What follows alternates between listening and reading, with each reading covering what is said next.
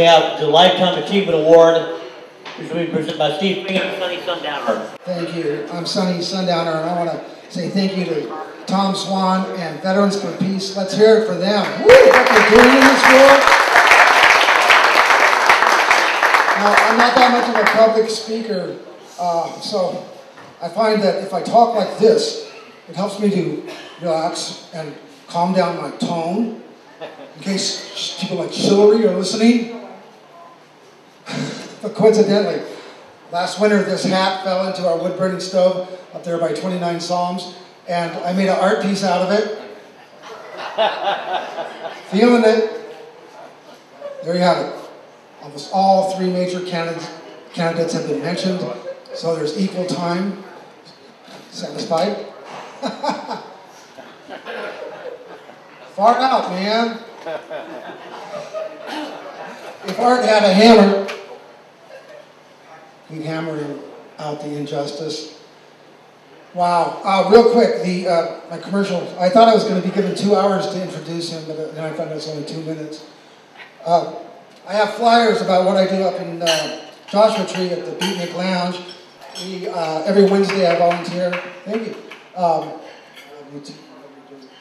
Wednesdays I lead Bodhisattva of Compassion meditation, but right now until November we're calling it the Bodhisattva of Compassion meditation every Wednesday about 6:30 p.m. But the coming Wednesday we're having a eco salon, an environmental salon. People are welcome to come.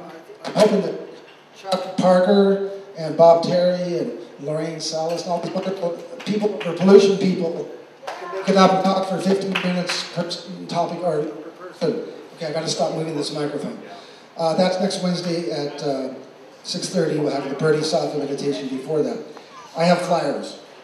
Also, you'll find this propaganda laying around. The great Stephen Brown had a previous issue of the Joshua Tree Towards the Telegraph features Art Kunkin, and there's over on the table over there and the way out there on the couch out there. So grab those, they're free. Art Arturo Kunkin. Now back to our program.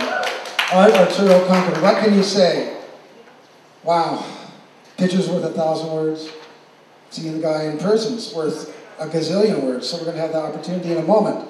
But I first want to say, when I first had him up to the Joshua Tree Beatnik Cafe, dating myself, 10 years ago, on January 17, 1967, celebration of the first BN, and I had him introducing him to Ted Quinn's Peaceful Show, whatever was going on the radio, and I was telling him about my introduction to Art Kunkin and Yogi Johns and the Silver Lake or Fairfax District, and what was this weird tantric alchemy stuff he's talking about, making you 200 years old.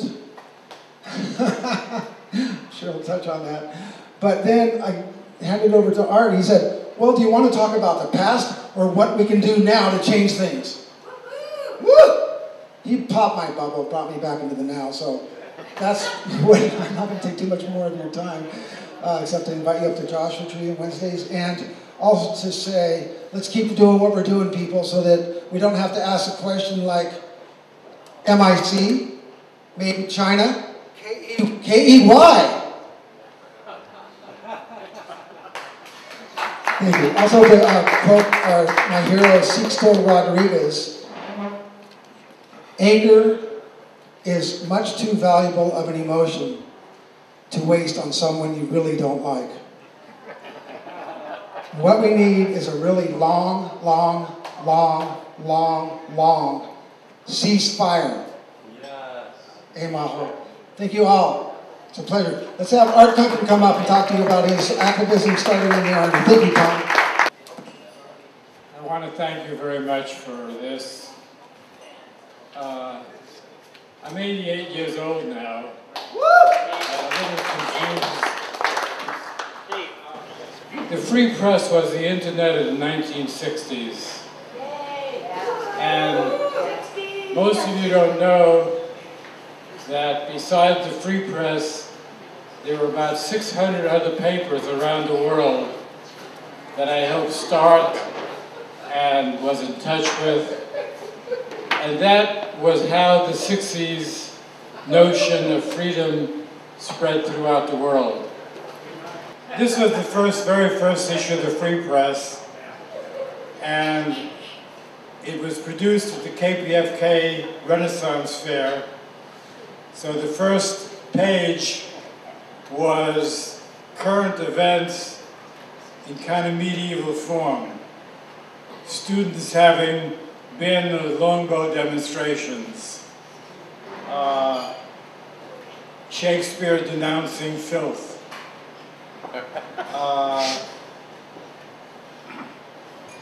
And then inside was a statement to KPFK Pacifica and various little articles, and a Dear Reader which introduced the notion of the Free Press. And this continued for 10 years afterwards, every week for 10 years, until I published the names and addresses of all the narcotics agents. That takes huevos. And got sued by the state of California for $25 million. And I won the lawsuit at the Supreme Court level, but when broke in the process.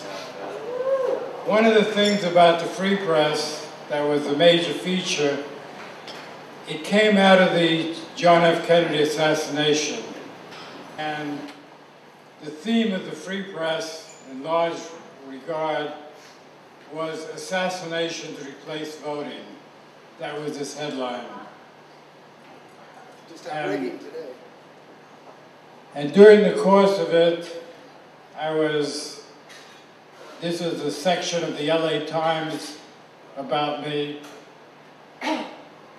And one of the biggest stories that I came across was about Nixon possibly canceling the 1960s elections. 72. The 72 elections. And this is still on the horizon as far as I'm concerned. That we're having a wonderful time here, but this is still a country which has been ruled by assassinations and in which the democratic process is very fragile. And that's basically what I wanted to say. In this picture of me, I'm wearing a t-shirt that says all. And that's an organization I started called the Association for Longer Life.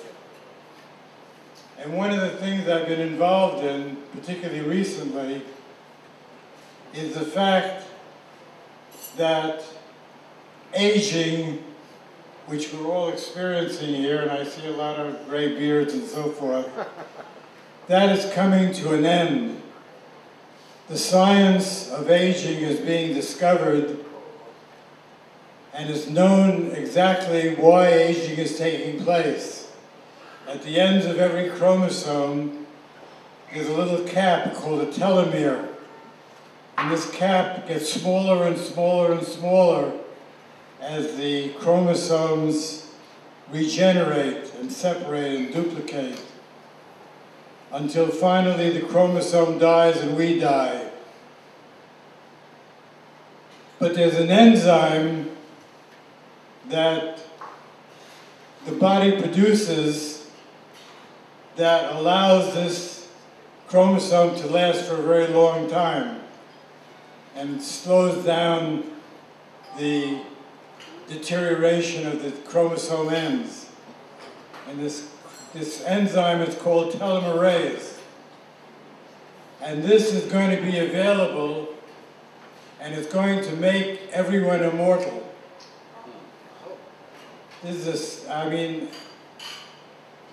I cannot emphasize how much this science fiction notion is going to change the world that we live in.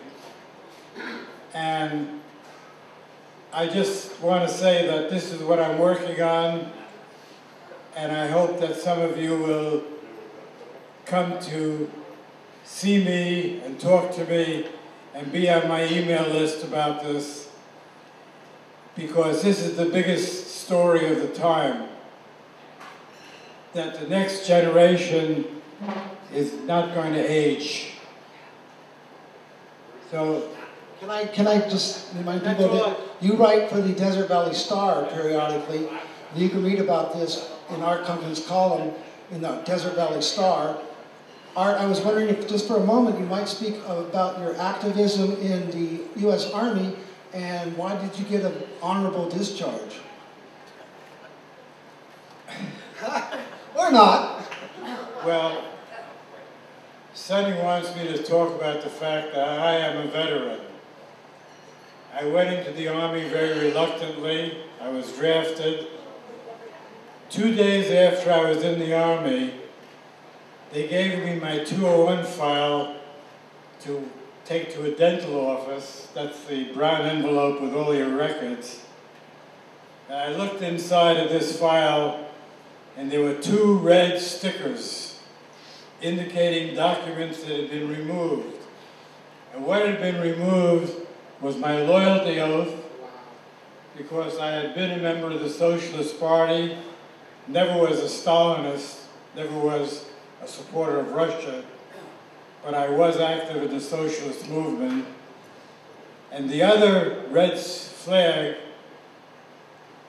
was connected to a piece of paper that was a letter from the commanding general at the Presidio in San Francisco, and the letter said, Private Arthur Kunkin is not to be removed from Fort Ord without my specific permission.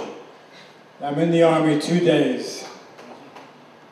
So I went through basic training, and I acquitted myself as a soldier should. I learned how to shoot. I'm not a pacifist. I like the idea of the military in that respect. When I got out of the basic training, they put me in a replacement depot for 4 months while they were deciding what to do with me. And of course I knew that there was this letter from the commanding general at the Presidio saying I shouldn't be moved. And then finally they found I could type, and they put me into as a company clerk in a training company. And the first week that I was there, my master sergeant got sick, and I took over the operation of the company. That is the office operation. And that's what I did for the remaining time I was in the Army. I had people coming in doing my typing and so forth, but I spent my time helping people get out of the Army. I became an expert in Army regulations and helped people write letters and so forth. Finally, I got a letter of derogatory allegations at the camp post office. It didn't come through the normal channels. It came to me directly from Washington, 3 derogatory allegations.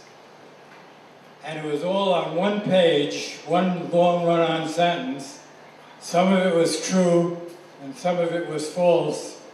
So I went to the American Civil Liberties Union and asked them what I should do. And they said, well, since it's partially false, just deny the whole thing. It's just 1 sentence. So I sat there, and finally, I asked for a hearing. The allegations said that I was a communist, which I wasn't, that I had attended socialist meetings in uniform, which I didn't, and things of that order. So finally, I was discharged from the Army, and here I am among you a veteran of sorts. Stephen Finger has something to offer to Arturo Kunkin on the behalf of the Veterans for Peace Lifetime Achievement Award. And thank you, Paul Krasner and Nancy King, for inspiring this moment too. Okay. The first award is from the California State Assembly, a certificate of recognition presented to Art Kunkin, founder and past publisher, Los Angeles Free Press, in honor of lifetime achievement. About it. Wow! Double award ceremony. When they realize what they've done, we'll get another letter.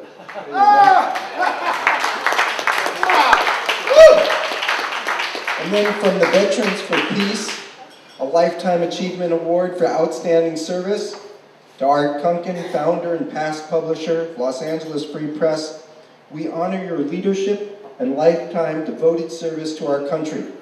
Also your tireless efforts to advance equality, peace, and social justice. Yeah, and also let's hear for Stephen Finger, who's the successee of the current Los Angeles Free Press. Art Kunkin, thank you. Sonny, without your magic touch, it still works. I'm a little overwhelmed by all of this. And I want to thank all of you for being here. And I hope to get to know you better. I'm thinking of putting out an email newsletter, maybe calling it the New Free Press. And I'd like all of you to get it. Thank you very much for being here. Thank you, Tom.